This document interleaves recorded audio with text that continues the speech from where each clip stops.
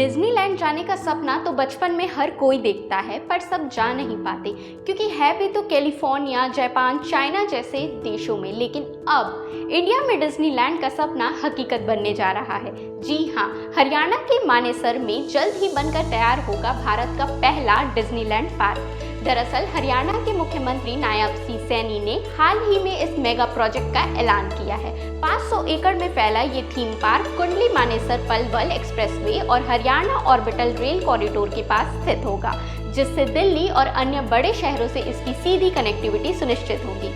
इस परियोजना को ग्लोबल टूरिज्म हब बनाने की दिशा में एक महत्वपूर्ण कदम बताया जा रहा है। फ्रांस के पेरिस, जापान के टोक्यो और अमेरिका के कैलिफोर्निया जैसे शहरों की लिस्ट पर अब मानेसर भी दुनिया के डिज्नीलैंड मैप पर अपनी जगह बनाने जा रहा है।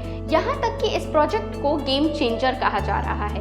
हालांकि इस घोषणा के साथ ही सियासत भी गर्मा गई है, तो देखना काफी दिलचस्प रहेगा कि क्या ये डिज्नीलैंड प्रोजेक्ट सिर्फ एक सपना रहेगा या मानेसर भारत का अगला इंटरनेशनल टूरिज्म डेस्टिनेशन बन पाएगा। तो इस डिसीजन पर आपका क्या कहना है और आपको ये खबर कैसी लगी, कमेंट करके जरूर बताइएगा।